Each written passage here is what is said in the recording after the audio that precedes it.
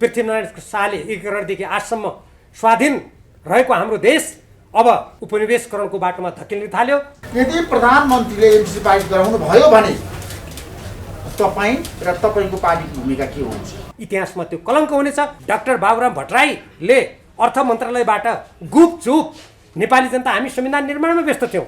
म पनि संविधान सभाको सदस्यको हैसियतले शान्ति प्रक्रिया र संविधान निर्माणमा व्यस्त थियौँ। हामीलाई कुनै जानकारी नगराई गोप्य रूपमा उहाँले त्यो सुरु गर्नुभएको हो। त्यही भएर उहाँ आज ठुल्ठुलो स्वरले चिच्याएर यो जसरी पनि पारित हुनुपर्छ भनिरहनु भएको छ। हुनसक्छ त्यही बेला उहाँले कुनै साँठगाँठ गर्नुभएको होस्। तपाईँ मन्त्री बन्नुभन्दा अगाडि नै त्यो एग्रिमेन्ट भएको थियो। तपाईँ मन्त्री भइसके पछाडि यो अविलम्ब खारेज हुनुपर्छ भनेर किन तपाईँले अभियान चलाउन सक्नु भएन? मेरो प्रश्न छ। अब तपाईँले भन्नुहोला कि मैले त्यति बेला थाहा नै पाइनँ भनेर भन्नुहोला, तर त्यो अभिव्यक्ति गैर जिम्मेवारीपूर्ण हुन्छ। यसको उत्तर आज तपाईँले दिनुपर्छ। सरकार र राज्य सञ्चालनमा रहेका केहीले अन्धराष्ट्रवादी देख्नु कस्तो विडम्बना हो। कानुन र संविधानको अपव्याख्या गरेर जनताको लोकतान्त्रिक अभ्यासलाई कुण्ठित गराउनु हुँदैन भन्ने मेरो स्पष्ट धारणा छ। पत्रकार साथीहरूको आग्रह अनुसार टाढै भावनाले मैले मास खोलेको हो। धन्यवाद ऋषि धमलाजी। पत्रकार साथीहरू, आज यहाँहरूका सामु म अत्यन्त संवेदनशील विषयमा केही धारणा राख्ने र नेपाली जनताको ध्यान त्यतातर्फ आकर्षित गराउने उद्देश्यबाट उपस्थित भएको छु। यस अवसरमा म रिपोर्ट्स क्लब र ऋषि धमलाजीलाई धन्यवाद दिन चाहन्छु र सम्पूर्ण पत्रकार साथीहरूलाई अभिवादन गर्न चाहन्छु। जुन विषयहरूमा हामी छलफल गर्न गइरहेका छौँ तत्सम्बन्धमा सबभन्दा पहिले म नेपाल सरकार र मिलेनियम च्यालेन्ज कर्पोरेसन अर्थात् एमसिसीसँग भएको सम्झौताका सम्बन्धमा केही महत्त्वपूर्ण धारणाहरू राख्नेछु।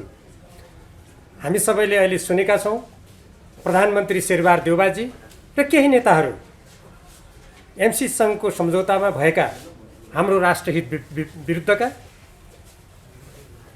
हाम्रो स्वाधीनता, स्वतन्त्रता, सार्वभौमसत्तामा आँच पुर्याउने प्रावधानहरूलाई परिवर्तन नगरेरै त्यसलाई अनुमोदन गर्न लागि पर्नु भएको छ भन्ने समाचार हामीले सुनेका छौँ। यी कुराहरू निकै गम्भीर छन्। यस्तो गम्भीर विषयमा सम्पूर्ण नेपाली जनताले यथार्थ कुरा थाहा पाउने र आफ्नो राष्ट्रको पक्षमा बोल्न पाउने अधिकार राख्छन् र पत्रकार साथीहरू मार्फत यही सन्देशका साथ सबभन्दा पहिले म यो मिलेनियम च्यालेन्ज कर्पोरेसनसँग जुन सम्झौता भएको थियो र जसलाई अहिले अनुमोदन गर्नको लागि देश अत्यन्त संवेदनशील स्थितिमा भएको, आम निर्वाचन गर्नुपर्ने, स्थानीय तहको निर्वाचन गर्नुपर्ने बेलामा त्यतातर्फ राष्ट्रलाई एकताबद्ध गरेर परिचालन गर्नुभन्दा अझ विदेशी दबाब आयो।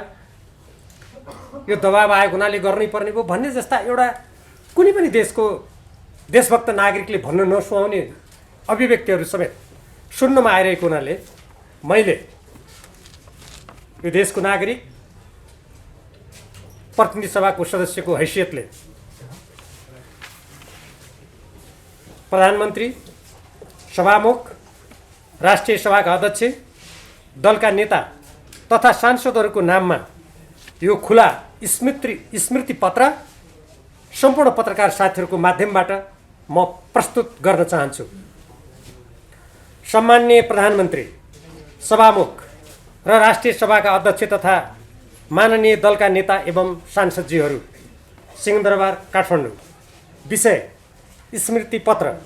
महोदय, देशभक्त नेपालीहरूले स्वदेश र प्रवासमा अत्यधिक चासो राख्दै विरोध गरेको नेपाल सरकार र अमेरिकी मिलेनियम च्यालेन्ज कर्पोरेसन एमसिसीका बीच भएको सम्झौता संसदमा अनुमोदनका लागि प्रधानमन्त्री लगायतका केही नेताहरू लागि परेको भन्ने कुराका सन्दर्भमा यो खुला स्मृति पत्र लेखेको छु। देश र जनताको आवाज उठाउने संसद अवरुद्ध गरिएको प्रधानमन्त्री र 5 दलीय गठबन्धनका नेताहरूले एमसिसीसँगको सम्झौताका सन्दर्भमा देशभक्त नेपालीहरूले राष्ट्रियताको पक्षमा देशव्यापी रूपमा घन्काइरहेको आवाजप्रति संवेदनशील भई कुनै छलफल नगरेको र प्रमुख विपक्षी दलका नेताले चलाकीपूर्ण किसिमले सत्तापक्षको धारणा स्पष्ट नभई केही नबोल्ने भन्ने अवसरवादी कुरा गरेको स्थितिमा उक्त सम्झौतालाई संसदबाट अनुमोदन गर्ने खेल भइरहेको भन्ने बुझिएकोले खुला रूपमा स्मृति पत्र लेख्न बाध्य भएको छु। यो मेरो मात्र नभई चिरकालसम्म नेपाल सार्वभौम सत्ता सम्पन्न, स्वतन्त्र, स्वाधीन, अखण्ड र स्वाभिमानी देशको रूपमा रहोस् भन्ने आकाङ्क्षा राख्ने सम्पूर्ण देशभक्त नेपालीहरूको आवाज हो।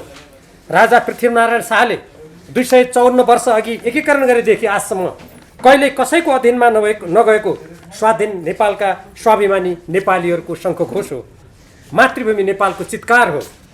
यसलाई मनन गर्दै निम्नलिखित तथ्यहरूप्रति गम्भीर भई राष्ट्रिय स्वाधीनता, हित र अस्मिताको दीर्घकालीन सुरक्षाका लागि सबैले पदीय जिम्मेवारी वहन गर्नुहुनेछ भन्ने अपेक्षा गरेको छु।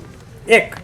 हामी सबैले नेपालको संविधान, मुलुक र जनताप्रति पूर्ण वफादार रही मुलुक र जनताको सोझो चिताई कसैको डर नमानी पदको कामकाज इमान्दारीका साथ गर्ने देश र जनताको नाममा निष्ठापूर्वक प्रतिज्ञा गरेका छौँ। यस शपथका साथै निर्वाचनका समयमा हामीले जनता सामु गरेका घोषणा र वाचाहरूको स्मरण गरौँ। हामी बढे हुर्केको माटोलाई सम्झौँ। पुर्खाहरूले यो देशको स्वतन्त्रता, स्वाधीनता, अखण्डता र स्वाभिमानका लागि बगाएको रगत र पसिना तथा उठाएको कष्टका गाथाहरू इतिहासका पाना पल्टाएर एकपटक फेरि पढौँ र सोचौँ। अरू देशका सरकार, संसद, दल र नेताहरूले आफ्नो देशको स्वाधीनता र हितको लागि के कसो गर्छन् र गरेका छन् भनेर वरपर छरछिमेकमा हेरौँ। देशभित्रको त कुरै छोडौँ, आफ्नो हितको लागि भनेर समुद्र र देशका सिमाना मित्दै कसरी शक्तिशाली देशहरू जोखिम उठाएर पाइला चाल्ने गर्छन् ठन्डा दिमागले सोचौँ। विश्वकै शक्तिशाली देशका रूपमा उदाइरहेका निकट छिमेकीहरू, एसिया प्रशान्त क्षेत्रमा शक्ति राष्ट्रहरूबीच भइरहेको तीव्र प्रतिस्पर्धा र सामरिक गठजोडका प्रभावहरू, हाम्रो जस्तो भूपरिवेष्टित अनेक असमान सन्धि सम्झौताको साङ्लोमा परेको आर्थिक दृष्टिबाट दुर्बल र संवेदनशील भूराजनीतिक स्थिति भएको देशमा कस्ता हुन सक्छन् भन्ने विषयलाई दलीय र व्यक्तिगत स्वार्थभन्दा माथि उठेर वस्तुगत किसिमले विश्लेषण गरौँ। आजको प्रतिस्पर्धी विश्वमा नेपालको स्वाधीनता, अखण्डता र स्वाभिमानलाई अक्षुण्ण राख्न राजनीतिक, आर्थिक, सामाजिक, सांस्कृतिक र सुरक्षाको दृष्टिकोणबाट गर्नुपर्ने कामहरूका बारेमा गहिरिएर सोचौँ। यस्ता विषयमा अन्य स्वतन्त्र र सार्वभौम देशहरू के गरिरहेछन् विवेकको आँखा खोलेर हेरौँ। 2. नेपालको संविधान हामी धेरैले ठुलो मूल्य चुकाएर प्राप्त गरेका छौँ।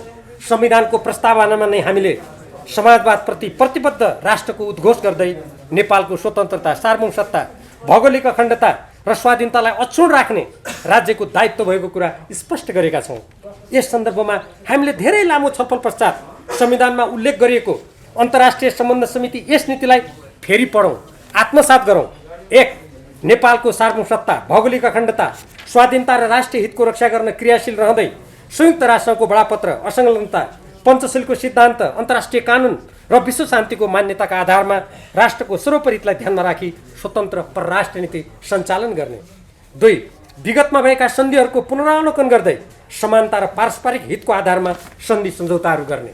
संविधानको धारा 279 मा सन्धि वा सम्झौताको अनुमोदन, सम्मिलन, स्वीकृति वा समर्थन गर्न शान्ति र मैत्री, सुरक्षा एवं सामरिक सम्बन्ध, नेपालको राज्यको सिमाना र प्राकृतिक स्रोत तथा त्यसको उपयोगको बाँडफाँडका सम्बन्धमा 2/3 बहुमत आवश्यक हुने र अरूको हकमा सङ्घीय कानुन बमोजिम हुने कुरा उल्लेख छ। हालसम्म सङ्घीय कानुन नबुझेर नबनाएको हो या बुझेरै अन्यल सिर्जना गर्न खोजिएको भन्ने प्रश्न उठ्दा पछिल्लो कारण नै प्रमुख भएको बुझ्न गाह्रो छैन। यस्तो किन गरिँदैछ? एमसिसीसँगको सम्झौताको बारेमा निर्णय गर्नुपर्दा नेपालको संविधानमा स्पष्ट रूपमा उल्लेखित उक्त कुराहरूलाई ध्यानमा राख्नै पर्ने होइन र? 3. एमसिसीसँगको संसदमा वितरित सम्झौता, कार्यान्वयन सम्झौता र सम्बन्धित अन्य सम्झौताका कुन धारा, दफा र व्यवस्थाले माथि उल्लेखित नेपालको संविधानका प्रावधानहरूको उल्लङ्घन हुन्छ? नेपालको स्वाधीनता, स्वतन्त्रता, हित र आत्मनिर्णयको अधिकार कुण्ठित हुन्छ भन्ने तथ्यहरू नेपाल कम्युनिस्ट पार्टी नेकपाको नेतृत्व सरकारमा भएको समयमा सत्तासीन दलको केन्द्रीय कमिटीबाट गठित कार्यदलको प्रतिवेदनमा स्पष्ट उल्लेख गरिएका छन्।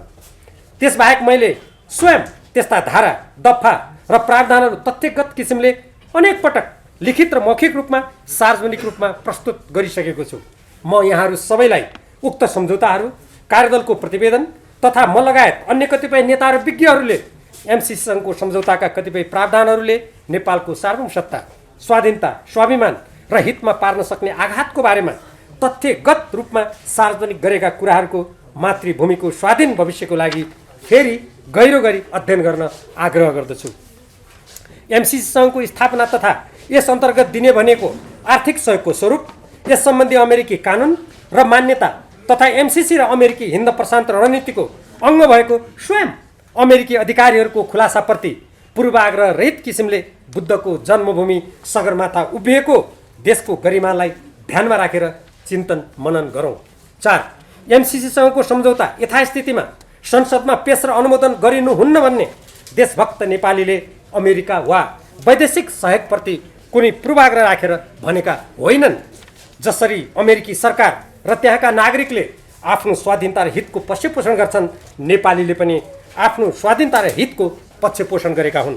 नेपालको संविधान, कानुन, हित तथा स्वाधीनता र स्वाभिमानमा आँच पुर्याउने एमसिसीसँगको सम्झौताका सबै प्रावधानहरू यस पत्रमा सविस्तार उल्लेख गर्न सम्भव छैन। साथै देशव्यापी रूपमा धेरै बहस र चर्चाका साथ सार्वजनिक भइसकेका सम्झौताका राष्ट्रहित विपरीतका प्रावधानहरूबारे यहाँहरू जस्ता जिम्मेवार व्यक्तिहरूले अवश्य नै अध्ययन गरिसक्नु भएकै होला। तथापि यो सम्झौता र यससँगै गाँसेर गरिएका अन्य सम्झौताहरू यथावत लागू भएमा नेपाललाई पर्ने प्रतिकूल प्रभाव, देशमाथि हुने आघात सम्बन्धी निम्नलिखित मुख्य कुराहरू उल्लेख गर्दा बुझकिलाई पर्याप्त हुने ठान्दछु। 4.1. आजसम्म कुनै पनि देशसँग भएका अनुदान सम्झौता संसदमा अनुमोदनका लागि पेश भएका वा पारित गरिएका छैनन्। एमसिसीसँगको सम्झौता मात्र त्यस्तो गर्नुपर्ने किन? यदि यो सम्झौता संविधानको धारा 279 अन्तर्गत अनुमोदन गर्नुपर्ने हो भने 2/3 बहुमतको आवश्यकता हुन्छ। नेपालले अन्य देशहरूसँग पनि पूर्वाधार विकासको लागि ठुलो रकम र ऋण अनुदान लिने गरेको छ। अरू देशले पनि अब उपरान्त सम्झौता नेपालको संसदबाट अनुमोदन हुनुपर्ने माग गरे के हुन्छ? यसको उत्तर नेपाली जनतालाई दिनुपर्छ कि दिनु पर्दैन? 4.2. यो सम्झौता हस्ताक्षरको चरणदेखि नै दुई स्वतन्त्र सार्वभौम देशहरूका बीचमा पारस्परिक समानता र हितमा आधारित नभई असमान छ। विगतका सम्झौताको पुनरावलोकन गरी समानता र पारस्परिक हितको आधारमा सम्झौता गर्ने संवैधानिक प्रतिबद्धता विपरीत अहिले आएर असमान सन्धि सम्झौता गर्न अग्रसर हुनु राजनीतिक अनैतिकता ठहरिन्न र? 4.3. यस सम्झौता अन्तर्गतका आयोजनाहरूको तयारी एमसिसीको सहभागिता र मार्गनिर्देशनमा नेपाल ग्रोथ डायग्नोस्टिक भन्ने प्रतिवेदन तयार भई त्यसकै आधारमा गरिएको हो। नेपालले नै छनौट गरेको भन्नु तथ्यसँग छैन। नेपालले स्वतन्त्र रूपमा आयोजना छनौट गर्न पाउने भए एमसिसी सन्तुष्ट हुने गरी भारतको सहमति लिनुपर्ने भनी सम्झौतामा किन लेखियो त? दुई स्वतन्त्र देशबीच भएको सम्झौता अन्तर्गत योजना छान्न भारतको सहमति लिनुपर्ने किन? के नेपाललाई भारतको उपग्रह ठान्ने विचारलाई मान्न सकिन्छ? नेपाल संविधान निर्माणको अत्यन्त तरल र संवेदनशील राजनीतिक स्थितिमा भएको बेला अर्थ मन्त्रालयबाट गुपचुप एमसिसीसँगको सम्झौताको काम अगाडि बढाइनु नै गैर जिम्मेवारी कार्य थियो किन नभन्ने? 4.4. यो सम्झौता कार्यान्वयनको शर्तमा नेपालले वर्तमान र भविष्यमा बन्ने अमेरिकी कानुन मान्नुपर्छ भन्ने कुरा उल्लेख छ। यसरी एउटा सार्वभौम र स्वतन्त्र देशले कुनै अर्को देशको वर्तमान र भविष्यको कानुन मान्छु भन्ने शर्तसहितको सम्झौता अनुमोदन गर्नु भनेको आफ्नो स्वाधीनता समर्पित गर्छु भनेको ठहरिन र? साथै अमेरिकी सुरक्षा नीति र स्वार्थको प्रतिकूल कुनै काम हुनु नहुने कुरा गरिएको छ। के नेपालले कुनै शक्ति राष्ट्रको सुरक्षा नीति मातहतमा जाने गरी यस्तो शर्तमा अरू देशसँग भिक्षा लिने कुरा उचित हुन्छ? अनुदान सहायतामा थोपरिने यस्तो शर्तले नेपाललाई बाध्य भएर अन्ततः शक्ति राष्ट्रको सामरिक स्वार्थभित्र रहन बाध्य तुल्याउने तथ्यप्रति आँखा चिम्लिन मिल्छ र? 4.5. आयोजना 5 वर्षको लागि भएको भने एउटा ठाउँमा बनेको छ, तर त्यसकै आधारमा यो 5 वर्षको लागि हो भन्ने भ्रम फैलाइएको छ। तर अन्य प्रावधानहरूमा नेपालको विद्युत प्रसारण लाइन र त्यसले चर्चेको जग्गामा एमसिसीको असीमित समयसम्म आधिपत्य रहने कुरा उल्लेख छ। विद्युत प्रसारण लाइनमा कुनै मर्मत र सुधार गर्नुपर्ने भएमा समेत नेपाल सरकारले आफै गर्न नसक्ने र एमसिसीको अनुमति लिनुपर्ने कुरा गरिएको छ। अनुदान सम्झौता यस्तै हुन्छ र? विकासको नाममा नेपालले आफ्नो भूमिमा विदेशीको आधिपत्य स्वीकार गर्न कसरी मिल्छ? 4.6. नेपाल सरकारले गठन नगर्ने भनेको विकास समिति र त्यस अन्तर्गत एमसिए, नेपाल र बोर्ड गठन गरी कार्य सम्पादन गर्ने कुरा गरिएको छ। तर एमसिए, नेपाल र बोर्ड नेपाल सरकारप्रति उत्तरदायी नभई एमसिसी प्रति उत्तरदायी हुने र उसैको नियन्त्रण र निर्देशनमा चल्ने प्रावधानहरू छन्। नेपाल सरकारले पुरै अधिकार एमसिए नेपाललाई सुम्पिने कुरा गरेको छ। नेपालको कानुनअनुसार नेपाल सरकारले निर्देशनसम्म दिन नसक्ने गरी सम्पूर्ण अधिकार कुनै संस्थालाई सम्वरण गर्न मिल्दैन। आयोजनामा नेपाल सरकारको कुनै निकायलाई संलग्न गराउनु परे एमसिसीको स्वीकृति लिनुपर्ने प्रावधान छ। आयोजनामा नागरिक समाज र गैर सरकारी संस्थाका प्रतिनिधिहरूको छनौट समेत एमसिसीले तोकेको प्रक्रियाबाट गर्नुपर्ने र एमसिसीले लैङ्गिक एकीकरण र सामाजिक समावेशता सम्बन्धी योजना बनाई सामाजिक जीवनमा प्रवेश गर्ने उद्देश्य समेत राखिएको छ। समानान्तर सरकारको अर्थ लाग्ने यस्ता कुरा पढ्दा र सुन्दा यहाँहरूलाई अवश्य पनि चस्स घोषला नै। 4.7 आयोजना पूर्ण अनुदान हो भने प्रधानमन्त्री लगायत केही व्यक्तिहरूले भनिरहनु भएको छ। त्यसो हो भने एमसिसीलाई नेपालले 13 करोड डलर अनुदान दिने भनी किन उल्लेख गरेको? कदाचित आयोजना अगाडि बढ्न नसक्ने अवस्था आएमा नेपालले दिएको अनुदान के हुन्छ भन्ने कुरामा किन मौन? आयोजनाको नाममा बैंकमा रहने रकमबाट आउने ब्याज समेत एमसिसीको हुने प्रावधान किन राखिएको त? नेपालले 13 करोड अनुदान दिनुपर्ने हुँदाहुँदै आयोजनामा सिर्जना हुने बौद्धिक सम्पत्तिमा एमसिसीको असीमित र एकलौटी अधिकार हुने प्रावधान किन राखेको?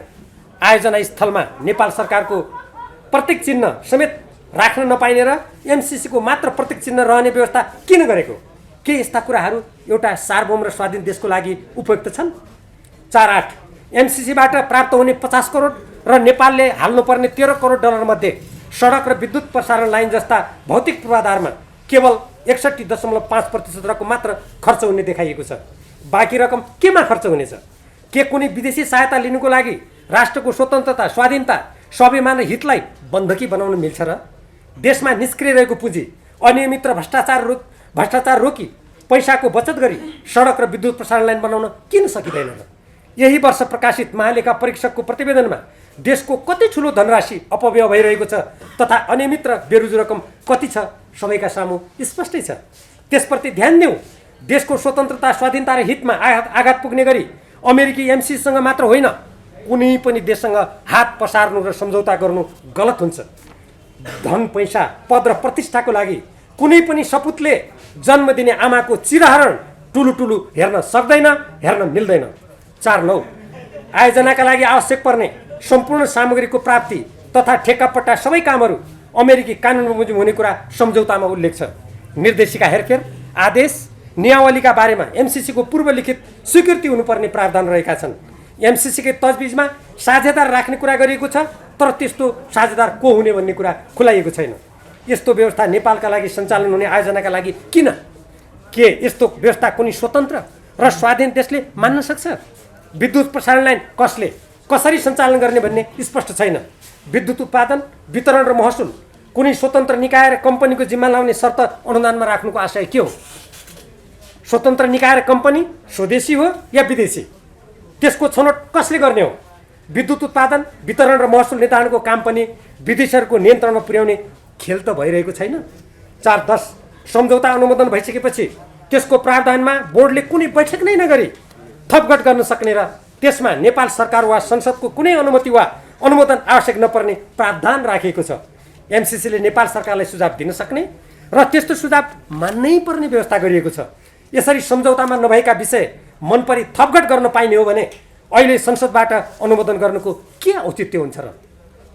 यस सन्दर्भमा अर्थमन्त्री युवराज खतिवडाले संसदमा अनुमोदनका लागि विचाराधीन सम्झौताको एउटा प्रावधानमा ऊर्जा मन्त्रालयको नाम र अधिकार हटाउनका लागि एमसिसीसँग पत्राचारद्वारा सहमति गरी संशोधन गरेको स्वेच्छाचारी कार्य स्मरणीय छ। त्यस्तै सम्झौताको देशभक्त नेपालीले व्यापक विरोध गरिरहेको र संसदबाट अनुमोदन नभएको अवस्थामा निज मन्त्रीले कार्यान्वयन सम्झौता गरी नुवाकोट क्षेत्रमा जग्गा अधिग्रहणको कार्य मनपरी किसिमले अगाडि बढाई संसदको विशेष अधिकारको हनन गर्दा विधि र सुशासनको कुरा गर्ने जोसुकैलाई पोल्नुपर्ने होइन र? यस्तो गर्नुको उद्देश्य के स्वच्छ देखिन्छ? यसबारेमा संसदीय समिति गठन गरी छानबिन गरौँ। 4.11 सन् 2019मा अमेरिकी उपसहायक मन्त्री डेभिड जे ऱ्यान्ज र सहायक मन्त्री एलिस वेल्सले एमसिसी अमेरिकी हिन्द प्रशान्त रणनीतिको अङ्ग हो भने सार्वजनिक रूपमा प्रश्न गरेको कुरा नेपालका प्रधानमन्त्री, मन्त्री, नेता वा कुनै कर्मचारीले होइन भन्न मिल्छ र? त्यस्तै अमेरिकी राजदूतको एउटा नेपाली टेलिभिजन सङ्घको अन्तर्वार्तामा एमसिसी अन्तर्गतको रकम नेपालमा लगानी हो भन्ने भनाइ सार्वजनिक भएको छ। साथै हालै एमसिसीका कार्यवाहक प्रमुख कार्यकारी अधिकृत मोहम्मद बाहाले कान्तिपुर दैनिकलाई दिएको अन्तर्वार्तामा एमसिसीसँगको साझेदारी क्षेत्रीय सुरक्षालाई सघाउन गरिएको भनी माथिका भनाइहरूलाई पुष्टि गरेका छन्। अमेरिकी रक्षा मन्त्रालयको पुनः संरचना सम्बन्धी ऐन, सन् 2017को राष्ट्रिय सुरक्षा रणनीति, 2019को प्रशान्त रणनीतिमा पनि एमसिसीलाई अमेरिकी सुरक्षा नीति तथा हिन्द प्रशान्त रणनीतिको अङ्ग भएको उल्लेख गरिएको छ।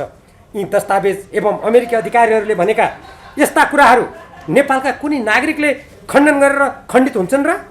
यस प्रकारको सामरिक सुरक्षा नीतिमा प्रवेश गर्न नेपालको संविधान र परराष्ट्र नीतिले नै बन्देज गर्छ। अझ यसअघिको सरकारले एमसिसी सम्झौता अनुमोदन गर्न प्रयास गर्दै अमेरिकासँग सामरिक चरित्रको साझेदारी सम्झौता पार्टनरसिप अग्रिमेन्ट गरेको तथ्य अमेरिकाले नै सार्वजनिक गरेको थियो। त्यस सम्झौताको विस्तृत विवरण र कागजात पूर्व प्रधानमन्त्री झलनाथ खनालको संयोजकत्वमा म समेत संलग्न कार्यदलले माग गर्दा सरकारका सम्बन्धित मन्त्रीले उपलब्ध नगराएको कुरा स्मरण गराउन चाहन्छु।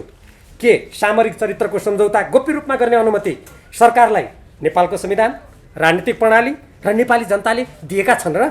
यसबारे प्रधानमन्त्रीजीले स्पष्ट गर्नुपर्छ कि पर्दैन? 4.12 आयोजनामा काम गर्न आउने विदेशीहरूको नागरिकता समेत सरकारले हेर्न नपाउने, ती कर्मचारीहरूले सम्झौता अन्तर्गत गर्नुपर्ने काम नगरी कुनै क्षति भई आयोजनाले क्षतिपूर्ति दिनुपर्ने भएमा नेपाल सरकारले दिनुपर्ने कुरा एकातिर उल्लेख गरिएको छ भने अर्कोतिर नेपाल सरकारले कुनै अनुगमन गर्न र निर्देशन दिन नपाउने प्रावधान राखिएको छ। एमसिसीका बहालवाला र भूतपूर्व कर्मचारीहरूलाई सम्झौता अन्तर्गत गर्नुपर्ने तर निजहरूले नगरेका कार्यबाट हुन सक्ने क्षतिबाट पूर्ण उन्मुक्ति हुने किन? 4.13 द्विपक्षीय वा बहुपक्षीय सन्धि र सम्झौताहरू कुनै कम्पनीसँगको पत्राचार, कुनै राजदूत र कूटनीतिज्ञको स्पष्टीकरण तथा संसदको सङ्कल्प प्रस्तावद्वारा संशोधन वा परिमार्जित हुन सक्दैनन्, परिवर्तन हुन सक्दैनन्। यसका लागि सम्बन्धित पक्षका बीच औपचारिक बैठकबाट सहमति भई अभिलेखन भएपछि मात्र सम्झौतामा सोही बमोजिम संशोधन वा परिवर्तन हुन सक्छ। यसबारे राष्ट्रिय र अन्तर्राष्ट्रिय कानुन, मान्यता र अभ्यास रहेको जान्न जान्दै कहिले मन्त्रालय र एमसिसीका बीच प्रश्नोत्तर गरेर सबै प्रश्न भयो भने हल्ला गर्नु र कहिले संसदबाट सङ्कल्प प्रस्ताव पारित गरेर सम्झौतालाई अनुमोदन गर्ने कुरा गर्नु देश र जनतालाई धोका दिनु बाहेक अरू के हुन सक्छ र? यस सन्दर्भमा प्रधानमन्त्री देउबाजे नै भएको बेला महाकाली सन्धि गर्दा संसदबाट गरिएको सङ्कल्प प्रस्ताव आज के भइरहेछ? के त्यसले कुनै अर्थ राख्यो? माथि उठाइएका विषयहरूबारे कुनै कुरा नगरी अरूलाई नपढी बोलेको भन्दै टकटकिन जिम्मेवार पदमा बसेकाहरूलाई सुहाउँछ र? उक्त तथ्य सत्य सहजै देख्नेलाई सरकार र राज्य सञ्चालनमा रहेका केहीले अन्धराष्ट्रवादी देख्नु कस्तो विडम्बना हो? मेरो विनम्र आग्रह छ, सच्चा देशभक्तिपूर्ण आँखाले हेर्ने कष्ट गरिएमा एमसिसीसँगको सम्झौताका राष्ट्रघाती प्रावधानहरू छर्लङ्ग भई नदेखेको जस्तो गर्नेहरू नै अन्ध लम्पसारवादी भएको स्पष्ट हुनेछ।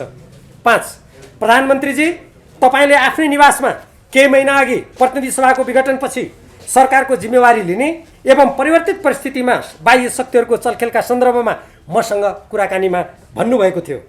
यो उमेर 75 वर्षमा मैले राष्ट्रिय हितमा असर पर्ने कुनै काम गर्ने कुरा हुँदैन।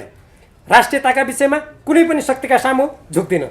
तपाईँको यो भनाइबाट म उत्साही र आश्वस्त पनि भएको थिएँ, किनकि विश्वेश्वर प्रसाद कोइरालाले आफ्नो जीवनको उत्तरार्धमा बाह्य शक्ति भारतको हस्तक्षेपकारी भूमिकाप्रति विमति जनाएको, कृष्णप्रसाद भट्टराई र गणेशमान सिंहले बुढेसकालमा राष्ट्रियताको विषयमा गिरिजाप्रसाद कोइरालासँग भएको विमतिका कारण दल नै परित्याग गरेको र गिरिजाप्रसाद कोइरालाले जीवनको अन्तिम चरणमा नेपालमा बाह्य शक्तिको चलखेलप्रति असन्तुष्टि जनाउन थालेको इतिहास मेरो सम्झनामा थियो। प्रधानमन्त्रीजी, अहिले आएर एमसिसीका राष्ट्रघाती प्रावधान हटाउनु पर्ने सम्बन्ध भनी राष्ट्रियताप्रतिको प्रतिबाट पछि हट्न खोजिरहनु भएको त होइन? तत्कालीन प्रधानमन्त्री केपी शर्मा ओलीद्वारा संविधान विपरीत दुई पटक प्रतिनिधि सभा विघटन र संवैधानिक परिषद सम्बन्धी ऐन स्वेच्छाचारी किसिमले अध्यादेशबाट संशोधन गरी संविधान र लोकतन्त्रमाथि नै प्रहार भएकोले त्यसलाई रोकी संविधान र लोकतन्त्रको रक्षाका लागि वर्तमान सरकार गठन भएको हो। यस दायित्वलाई आत्मसात गर्दै निर्वाचन गराउनु सरकारको जिम्मेवारी हो। यसबाहेक एमसिसीसँगको सम्झौताको अनुमोदन गर्ने जनादेश र गठबन्धन सरकारको साझा सहमति सरकारलाई प्राप्त छैन। यसरी जनादेश र गठबन्धनको सहमतिको कार्यक्रम विपरीत एमसिसी सम्झौता अनुमोदन गर्ने अधिकार सरकारलाई छ र? जबरजस्ती गर्नु अनुचित र अनैतिक कार्य हुन्छ। तर प्रधानमन्त्रीजीले 5 दलीय गठबन्धनको बैठकमा एमसिसीसँगको सम्झौता अनुमोदन गर्न बाह्य दबाव भएकोले त्यसलाई अनुमोदन नगरेमा गठबन्धन सरकार नै भङ्ग हुन सक्ने कुरा गर्नुभयो भन्ने सार्वजनिक भएको छ। यसो हो भने झनै देशभक्त नेपालीले गम्भीर भएर प्रधानमन्त्रीजीलाई प्रश्न सोध्नु पर्ने भयो। तपाईँ विदेशी दबावका सामु लत्रेर त्यही शक्तिको स्वार्थ साधना गर्न एमसीसँगको सम्झौता अनुमोदन गर्न तयार हुने, तर देशव्यापी रूपमा नेपाली जनताले राष्ट्रिय स्वाधीनता र हितको पक्षमा उठाएको आवाज सुन्न तयार नहुने कुरा उचित हो र? नेपाली जनताको मतबाट चुनिएर जननी जन्मभूमिश्च स्वर्गादपि गरिएसी, अर्थात् जन्म दिने आमा र जन्मभूमि स्वर्गभन्दा पनि ठुली हुन् भन्ने निशाना छाप अंकित शपथमा हस्ताक्षर गर्ने, शपथ खाने अनि सत्ता हातमा आएको बेला राष्ट्रिय स्वाधीनतामा आँच आउने गरी विदेशीको स्वार्थ साधना गर्न सरकार नै भङ्ग गरिदिने धम्की दिने कुरा अनैतिक र देशघाती ठहरिँदैन र? अझ यस्तो काम प्रमुख विपक्षीसँगको साँठगाँठबाट गरिन लागि भन्ने समाचार लज्जास्पद र गैर जिम्मेवार कार्य अरू के हुन सक्छ र? 6. अन्तिम राणा प्रधानमन्त्री मोहन शमशेरले सत्ता जोगिने आशामा नेपालको हित विपरीत भारतसँग 1950 को सन्धि गरेका थिए भने राजा महेन्द्रले निर्दलीय पञ्चायत व्यवस्थाप्रति समर्थन प्राप्त गर्ने आशामा सन् 1965 मा उक्त सन्धिबारे भारतसँग पत्रको आदान प्रदान गरेका थिए। तर न राणा शासन र पञ्चायत अकण्टक भयो, न त ती व्यक्तिहरू नै यो संसारमा छन्। राणा शासन र राजतन्त्र दुवै समाप्त भए। कुनै बेलाका प्रधानमन्त्री र सत्ता गठबन्धनका नेता पुष्पकमल दाहाल प्रचण्ड, माधव कुमार नेपाल, झलनाथ खनाल र बाबुराम भट्टराई अहिले सो पदमा नरहेको कुरा अवगतै छ। हामीहरू पनि आज जुन पदमा छौँ त्यसमा सदाका लागि नरहने शाश्वत सत्य होइन र? यसलाई नबुझे झैँ गरी राष्ट्रको दीर्घकालीन स्वतन्त्रता र हितमा आँच पुग्ने सम्झौतालाई तत्कालको सत्ता स्वार्थका लागि अनुमोदन गर्न तम्सिनु उचित हुन्छ र? सन् 1950 मा राणा प्रधानमन्त्रीले निहित सत्ता स्वार्थका लागि थोपरेको भारतसँगको सन्धि आज हाम्रो लागि गलपासो जस्तै भएको छ। महाकाली सन्धिले प्रधानमन्त्रीजी र सन्धि गराउन सुडिनीको भूमिका खेल्ने नेताहरूलाई आज गिजाइरहेको छ। यस्तो तितो यथार्थ जान्दा जान्दै एमसीसँगको सम्झौताका राष्ट्रघाती प्रावधानहरूप्रति आँखा चिम्लेर त्यसलाई अनुमोदन गर्नै पर्ने बाध्यता के आइलाग्यो? शक्ति राष्ट्रको समर्थन नभई फेरि पदमा पुगिँदैन कि भन्ने लोभ वा बाह्य दबावको त्रास हो भने यस्तो चिन्तन र व्यवहार भएका व्यक्तिले स्वतन्त्र र स्वाधीन देशको कुशल नेतृत्व गर्न सक्छु भन्न सुहाउँछ र? हामी सबै राम्ररी स्मरण गरौँ, नेपाली जनताको मत र समर्थनमा आज यो पदमा पुगेका हौँ। कुनै बाह्य शक्तिको आडमा होइन, देश र जनताको हित र प्रतिष्ठाका लागि दायित्व निर्वाह गर्नु हाम्रो पहिलो कर्तव्य हो। यदि कसैले बाह्य शक्तिको आड र धन निर्वाचनमा उपयोग गरेको भए त्यो देश विरुद्धको अपराध र कुकर्म हो। यस्तो अपराध र कुकर्म कुनै नेपालीले गर्न सक्छ भन्ने कुरा सोच्नसम्म सकिँदैन। 7. प्रधानमन्त्री पदका लागि सङ्घर्ष गर्ने, अरूभन्दा आफूलाई अब्बल देखाउन बल गर्ने, तर राष्ट्रिय हित र स्वाधीनतामा आँच पुर्याउने एमसीसँगको सम्झौता अनुमोदनका बारेमा प्रधानमन्त्री र प्रमुख विपक्षी दलका नेताबीच चोचोमोचो मिलेको भन्ने समाचार आइरहँदा कुनै पनि इमान्दार राजनीतिक कर्मीलाई उद्वेग लाग्नु स्वाभाविक होइन र? यस्तो कुरामा चोचोमोचो नगरी अरू राजनीतिक मतभेद भए पनि देशको स्वतन्त्रता, स्वाधीनता, स्वाभिमान र हितको पक्षमा सत्ता पक्ष र प्रमुख विपक्षीका बीचमा साझा धारणा हुनुपर्ने होइन र? तर उक्त प्रकारको उल्टो बाटोमा अग्रसर हुने बाध्यता कसले कुन अभिष्टका लागि खडा गरिरहेको छ? एकातर्फ सरकारहरू अस्थिर हुने, न्यायपालिका अनलग्रस्त बन्ने, व्यवस्थापिका चल्नै नसकी कुनै निकास दिन नसक्ने, राजनीति, अर्थतन्त्र र राष्ट्रिय सुरक्षा कमजोर हुने र अर्कोतर्फ यही बेला राष्ट्रघाती प्रावधान भएको एमसीसँगको सम्झौता अनुमोदन गर्न सरकार तथा कतिपय नेताहरू अग्रसर हुने स्थिति कतै नेपाललाई असफल राष्ट्रको गर्तमा धकेल्ने दुष्चक्रको परिणाम त होइन भन्ने आशंका उत्पन्न हुँदैन र? जनताको व्यापक सरोकार भएको संवेदनशील र संसदमा विचाराधीन विषयमा प्रधानमन्त्री देउबा र पुष्पकमल दाहाल प्रचण्डले एमसीसीलाई के पत्र पठाउनु भयो? यस्तो संसदमा विचाराधीन विषयमा प्रधानमन्त्री वा कुनै नेताले व्यक्तिगत राय दिएर विदेशीलाई पत्र लेख्न मिल्छ? यो पत्र अविलम्ब सार्वजनिक गरियोस्। महोदयहरू, नेपाली जनताले स्वतन्त्रता र अधिकारको लागि धेरै रगत पसिना बगाएका छन्। तपाईँ हामीले पनि धेरै दुःख र कष्ट भोगेका छौँ। यस्तो भोगाइपूर्ण राजनीति हामी सबैले सार्वभौमसत्ता, स्वतन्त्रता र स्वाधीनता सुदृढ भएको स्वाभिमानी र सुदृढ नेपालका अधिकार सम्पन्न नागरिक भएर रहन तथा भावी पुस्ताका लागि सोही अनुसारको स्थिति निर्माण गर्न अनुसरण गरेका हौँ। हामीले देशमा लोकतन्त्र ल्याउन सफलता त हासिल गऱ्यौँ, तर यसको सुदृढीकरण, स्थायित्वपूर्ण अभ्यास र समृद्धिको लागि निर्धक्क आफ्नो देशको बारेमा आफै निर्णय गर्दै राज्यलाई सबल तुल्याउन सकेका छैनौँ। समयमै स्थानीय तह, प्रदेश र सङ्घीय संसदका निर्वाचन गरी देशलाई सहज राजनीतिक मार्गमा डोर्याउनु पर्नेछ। त्यस्तै जनशक्ति र प्राकृतिक स्रोतहरूलाई राष्ट्रिय हितमा पूर्ण सदुपयोग गर्न देशलाई असमान सन्धि सम्झौताका घेराबाट बाहिर ल्याउन र अतिक्रमणमा परेका भूभागमा हकभोग कायम गर्न तथा सबै सीमा सुरक्षित गर्ने महत्त्वपूर्ण काम गर्न बाँकी छन्। नेपाल भारतसँग प्रबुद्ध व्यक्ति समूहको प्रतिवेदन व्यवहारिसे भई सन् 1950 को सन्धि सम्बन्धी छलफल ठप्प भएको छ। चीनसँगको सीमा व्यापार सुचारू र सहज रूपमा सञ्चालन नभएर नेपालले ठुलो आर्थिक नोक्सानी बेहोर्नुपर्ने स्थिति सिर्जना भएको छ। अर्काको सुरक्षाका लागि नेपालीले सिपाही भएर समर्पित हुनुपर्ने स्थिति कायमै छ। अर्काको देशमा नेपाली महिलाहरूको अस्मिता धरापमा परिरहेकै छ। सरकारी तथ्याङ्क अनुसार पनि 21 लाख नेपालीहरू भारत बाहेकका देशमा पसिना बगाइरहेका छन्।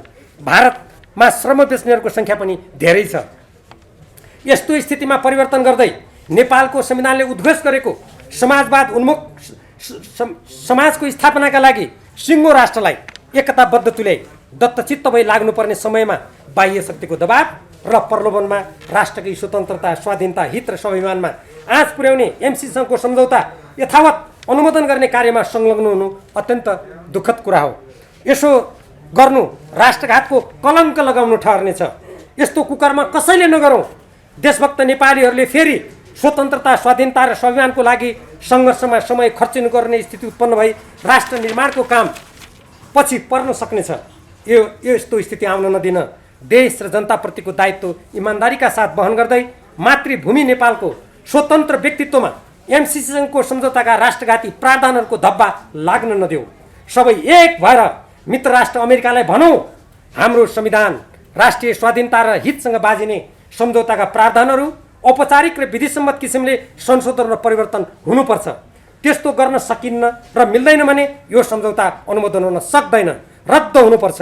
हामी अमेरिका लगायत सबै मित्र राष्ट्रहरूसँग नेपालको संविधान र स्वतन्त्र परराष्ट्र नीति अनुरूप सम्बन्ध कायम गर्न र सहयोग आदान प्रदान गर्न चाहन्छौँ। सार्वभौमिक समानताको आधारमा अन्तर्राष्ट्रिय सम्बन्ध र सहयोग कायम गर्न चाहन्छौँ। जय मातृभूमि नेपाल। भीम रावल, सदस्य प्रतिनिधि सभा, अछाम निर्वाचन क्षेत्र नम्बर 1, पूर्व उपप्रधानमन्त्री, रक्षा र गृहमन्त्री। पत्रकार साथीहरू, मैले यो खुला स्मृति पत्र तपाईँहरू मार्फत सम्माननीय प्रधानमन्त्री, सभामुख, राष्ट्रिय सभाका अध्यक्ष तथा माननीय दलका नेता एवं सांसदजीहरूलाई मैले प्रेषित गरेको छु। जहाँसम्म अघि ऋषिजीले 3टा अरू विषय उठाउनु भएको छ, स्थानीय निर्वाचन र आम निर्वाचनको विषय, मैले मेरो स्मृति पत्रमा नै भनिसकेको छु। हामीले संविधान निर्माण गर्दा, ऐन निर्माण गर्दा स्थानीय तहको निर्वाचन 5 वर्ष त्यसले अवधि पुरा गरिसकेपछि गर्ने कुरामा नै हामीले सहमति जनाएका हौँ। यो निर्वाचनमा जाने कुरामा कुनै कुरा उठाएर कानुन र संविधानको अपव्याख्या गरेर जनताको लोकतान्त्रिक अभ्यासलाई कुण्ठित गराउनु हुँदैन भन्ने मेरो स्पष्ट धारणा छ। मलाई लाग्छ लोकतन्त्रमा विश्वास गर्ने नेपालीहरूको धारणा त्यही नै छ। अर्को कुरा, जुन संसद अवरुद्ध भएको कुरा ऋषिजीले अघि उठाउनु भएको छ, मैले बारम्बार भनेको छु, प्रतिनिधि सभा भनेको नेपाली जनताबाट निर्वाचित राष्ट्र जनताका समसामयिक समस्याहरूको बारेमा बोल्ने, प्रतिनिधित्व गर्ने, सरकारलाई झकझक्याउने महत्त्वपूर्ण थलो हो। यदि त्यो संसदका काम कारबाही अवरुद्ध भएका हुन् भने सरकारका सबै काम कारबाहीहरू अवरुद्ध हुनु पर्थ्यो। सरकारका काम कारबाहीहरू खुरुखुरु गर्न दिने अनि संसद अवरुद्ध भयो भन्ने कुरा यो औचित्यपूर्ण छैन। त्यसले संसद अवरुद्ध होइन, सांसदहरू अवरुद्ध भएका छन् भनेर मैले भनिसकेको छु। चौथो अन्तिम कुरा जुन उहाँले नेपालको अहिलेको राजनीतिक सन्दर्भमा बाह्य शक्तिहरूको स्थिति के छ, हाम्रा वरिपरि कस्ता घटना घटिरहेका छन् भन्ने जुन उहाँले जिज्ञासा राख्नुभएको छ, मैले यो स्मृति पत्रमा नै एसिया प्रशान्त क्षेत्रमा हुँदै गरेको शक्ति राष्ट्रहरूको प्रतिस्पर्धा, विश्व राजनीतिक रङ्गमञ्चमा शक्ति राष्ट्रहरूको जुन शक्ति सङ्घर्ष भइरहेको छ, त्यसबाट नेपाल जस्तो मुलुकले आफ्नो संविधानमा उल्लेखित स्वतन्त्र परराष्ट्र नीतिको बाटोमा हिँड्न कति आवश्यक छ भन्ने कुरातर्फ पनि मैले स्मृति पत्र मार्फत सम्बन्धित व्यक्तिहरूको ध्यान आकर्षित गराएको छु। हामी अत्यन्तै संवेदनशील भू राजनीतिक अवस्थामा छौँ। हाम्रो देश कुनै शक्ति राष्ट्रसँग कुनै पनि प्रकारको साँठगाँठमा जान सक्दैन, संविधानले नै जान मिल्दैन। एमसीसीले हामीलाई त्यो बाटोतर्फ घचेट्छ, हामीले त्यस्तो गर्न हुँदैन। त्यसकारण आज कुनै पनि व्यक्ति कुनै पनि पदमा हुन सक्दछ। मैले अघि नै भनिसकेँ, ती पदहरू अस्थायी हुन्। राष्ट्रको सर्वोपरि हितलाई सबभन्दा महत्त्व दिएर हामी अगाडि बढ्नुपर्छ। तपाईँले बताउनु एमसीसीको बारेमा इतिवृत्तान्त बताउनुभयो। अब प्रधानमन्त्री शेरबहादुर देउवाले जस्तो सुकै परिस्थिति आओस् म एमसीसी पार्टी गराउँछु भनेर भन्नुभएको छ। यदि प्रधानमन्त्रीले एमसिसी पारित गराउनु भयो भने तपाईँ र तपाईँको पार्टीको भूमिका के हुन्छ? पारित गराउनु भयो, तपाईँले विरोध गर्दा जुन बेला नेपाल कम्युनिस्ट पार्टी नेकपा थियो त्यसको दोस्रो केन्द्रीय कमिटीको बैठकबाट पूर्व प्रधानमन्त्री झलनाथ खनालजीको अध्यक्षतामा संयोजकत्वमा एउटा कार्यदल बनेको थियो। त्यो कार्यदल बनाउनमा पुष्पकमल दाहाल प्रचण्डजी र केपी ओलीजी दुवैजनाको सहमति थियो। हामीले त्यो प्रतिवेदन उहाँहरूलाई प्रस्तुत पनि गरेका थियौँ। प्रस्तुत गर्दा उहाँहरूले धन्यवाद पनि दिनुभएको थियो। पहिलो कुरा त नेकपा एमालेका नेताहरू र केपी ओलीजी लगायत सबैले त्यो कार्यदलप्रति इमान्दार भएर त्यसले राखेका तथ्यहरूलाई मनन गर्नुहुनेछ भन्ने मलाई आशा छ।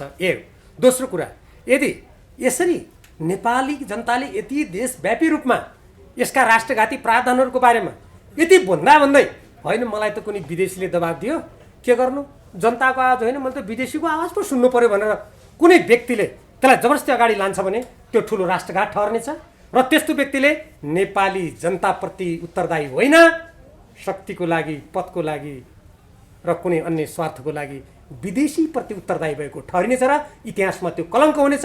म व्यक्तिगत रूपमा प्रतिनिधि सभाको सदस्यको हैसियतले म त्यो प्रस्तावको विरुद्धमा मतदान गर्नेछु र म नेपाली जनतालाई भन्नेछु पृथ्वीनारायण शाहले एकीकरणदेखि आजसम्म स्वाधीन रहेको हाम्रो देश अब उपनिवेशकरणको बाटोमा धकेल्न थाल्यो। देशभक्त नेपाली जनता हो, यसको विरुद्धमा सशक्त आवाज उठाउनुहोस् भनेर म त्यहीँबाट उद्घोष गर्नेछु। धन्यवाद। डाक्टर भीमराव, मेरो पनि प्रश्न छ तपाईँलाई। तपाईँ एकजना राष्ट्रवादी नेता हुनुहुन्छ। तपाईँले मुलुकको स्वतन्त्रताको पक्षमा, सार्वभौम सत्ता र भौगोलिक अखण्डताको पक्षमा, स्वाधीनताको पक्षमा सधैँ यसो आवाज उठाउने गर्नुहुन्छ। तर आवाज त्यति बेलासम्म मात्रै उठाउनुहुन्छ जति बेलासम्म तपाईँ मन्त्री बन्नुहुन्न। देशमा तपाईँ 3 चोटिसम्म मन्त्री बनिसक्नु भएको छ। तपाईँ मन्त्री बन्नुभन्दा अगाडि नै त्यो एग्रिमेन्ट भएको थियो। तपाईँ मन्त्री भइसके पछाडि यो अविलम्ब खारेज हुनुपर्छ भनेर किन तपाईँले अभियान चलाउन सक्नु भएन? मेरो प्रश्न छ। अब तपाईँले भन्नुहोला कि मैले त्यति बेला थाहा नै पाइनँ भनेर भन्नुहोला, तर त्यो अभिव्यक्ति गैर जिम्मेवारीपूर्ण हुन्छ। यसको उत्तर आज तपाईँले दिनुपर्छ। तपाईँले धेरै राम्रो प्रश्न गर्नुभयो। म मन्त्री हुँदा यो राष्ट्रको स्वाधीनताको बारेमा के बोलेँ भन्ने कुरा सायद यहाँले त्यति बेला कतै देश बाहिर जानुभएको थियो होला वा पढ्ने मौका पाउनु भएन। र उदाहरणको लागि जति बेला भारतले नेपालमा नाकाबन्दी गरेको थियो, म प्रधानमन्त्री रक्षा मन्त्री थिएँ। त्यति बेला सबभन्दा बढी यो अन्तर्राष्ट्रिय कानुनको विरुद्धमा हुन्छ र नेपालको राष्ट्रिय स्वार्थको विपरीत छ भन्ने मान्छे म नै हुँ। म गृहमन्त्री हुँदा हाम्रो सीमाको सुरक्षाको लागि पहिलोपटक ठुलो सङ्ख्यामा सशस्त्र प्रहरीहरू थपेर हाम्रा सीमा सुरक्षा चौकीहरू थप्ने मान्छे म नै हुँ। र 2033 सालमा तत्कालीन पञ्चायती व्यवस्था छँदाखेरि तत्कालीन प्रधानमन्त्रीले भारत भ्रमण गर्दा हाम्रो स्वतन्त्र परराष्ट्र नीति विपरीत मन्तव्य दिँदा त्यसको विरुद्धमा भूमिगत रूपमा पर्चा निकालेर राजकाज मुद्दा खेप्ने मान्छे पनि मै हुँ। त्यसकारण मैले मन्त्री हुँदा होस् वा पदमा रहँदा होस् या नरहँदा होस्, यो राष्ट्रको स्वाधीनता, स्वतन्त्र, अखण्डता, नेपाली जनताको हकितको लागि समान रूपमा मैले आफ्ना कुराहरू राख्दै आएको छु। अब यो कुरा भन्दा किन भनिस् भनेर कसैले भन्छ भने म त्यो अभिव्यक्ति स्वतन्त्रतामा विश्वास गर्ने व्यक्ति भएको हुनाले मेरो टिप्पणी छैन। तर म यहाँ मार्फत फेरि भन्न चाहन्छु, देश, जनता, आफ्नो मातृभूमि र आफूलाई जन्म दिने आमा प्रतिको समर्थन र निष्ठा यो पदमा रहँदा बेग्लै, पदमा नरहँदा बेग्लै मेरो हुँदैन, कसैको पनि हुँदैन भन्ने मेरो मान्यता छ। मैले व्यवहारमा त्यो कुरालाई पुष्टि पनि गरेको छु। मन्त्री हुँदा चाहिँ एमसिसीको मुद्दा कहाँ हरायो? अब जहाँसम्म मन्त्री हुँदा एमसिसीको मुद्दा भन्नुभयो, म पछिल्लो पटक उपप्रधानमन्त्री रक्षा मन्त्री केपी शर्मा ओलीजीको नेतृत्वमा म त्यहाँ भएको थिएँ। त्योभन्दा अगाडि एमसिसीको बारेमा कुनै मन्त्री परिषदको बैठकमा कहीँ यो सम्झौता हुँदैछ भन्ने कुनै पनि प्रकारको जानकारी गराइएको छैन। मैले प्रतिनिधि सभामा जब एमसिसीसँगको सम्झौता त्यहाँ प्रस्तुत भयो, वितरण भयो, मैले त्यो दिन मात्रै थाहा पाएको छु। अनि नथाहा पाएको कुरा तैँले पहिले किन थाहा पाइनस्, पहिले नथाहा पाएको हुनाले अहिले बोल्न पाउँदैनस् भन्ने तर्क त्यो कुनै पनि विवेकी मान्छेले दिन मिल्दैन। मैले जुन दिनदेखि थाहा पाएँ, जुन दिनदेखि त्यो दस्तावेज मेरो हातमा पर्यो, मैले त्यसको गहन अध्ययन गरेर त्यो बारेमा बोलेको छु। त्योभन्दा अगाडि म यहीँबाट तपाईँलाई दोहोऱ्याएर भन्छु, जति बेला नेपाल संविधान निर्माणको अत्यन्त संवेदनशील अवस्थामा थियो, शान्ति प्रक्रियाको अवस्थामा थियो, त्यति बेला डाक्टर बाबुराम भट्टराईले अर्थ मन्त्रालयबाट गुपचुप नेपाली जनता हामी संविधान निर्माणमा व्यस्त थियौँ, म पनि संविधान सभाको सदस्यको हैसियतले शान्ति प्रक्रिया र संविधान निर्माणमा व्यस्त थियौँ, हामीलाई कुनै जानकारी नगराई गोप्य रूपमा उहाँले त्यो सुरु गर्नुभएको हो। त्यही भएर उहाँ आज ठुल्ठुलो स्वरले चिच्याएर यो जसरी पनि पारित हुनुपर्छ भनिरहनु भएको छ। हुनसक्छ त्यही बेला उहाँले कुनै साँडगाँड गर्नुभएको होस्। त्यसकारण कसैले गोप्य राखेका कुरा तैँले किन थाहा पाइनस्, अहिले थाहा पाएको हुनाले अहिले बोल्न मिल्छ? भनेर त्यस्तो त कुनै पनि विवेकी व्यक्तिले प्रश्न गर्न मिल्दैन। थाहा चाहिँ कति बेला पाउनु भयो? मन्त्री पदबाट निस्किसकेपछि पाउनु भयो? यो जब सम्झौता प्रतिनिधि सभामा प्रस्तुत भयो अनुमोदनको लागि त्यो दिन मात्रै जानकारी गराइएको छ। अरू केही छ?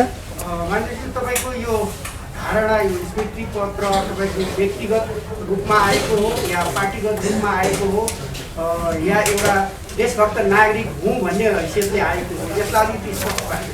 मैले अघि नै यो वाचन गर्दा तल आफ्नो नाम त भन्नुपर्ने आवश्यकता थिएन। नाम किन भन्यो भने त्यहाँ मेरो पद पनि मैले खुलाएको छु। मैले त्यो एउटा देशभक्त नागरिक र प्रतिनिधि सभाको सदस्यको हैसियतले मैले यो स्मृति पत्र यसरी सार्वजनिक रूपमा खुला रूपमा अघि मैले उल्लेख गरेका महानुभावहरू समक्ष प्रस्तुत गरेको छु, उहाँहरूलाई प्रेषित गरेको छु। भनेपछि एमालेको धारणा छैन यसमा? यो कुनै नेकपा एमाले यो नेकपा एमाले कुनै बैठक गरेर बनाएको धारणा होइन, यो मेरो धारणा हो। Thank you so much. ल धन्यवाद। Thank you so much.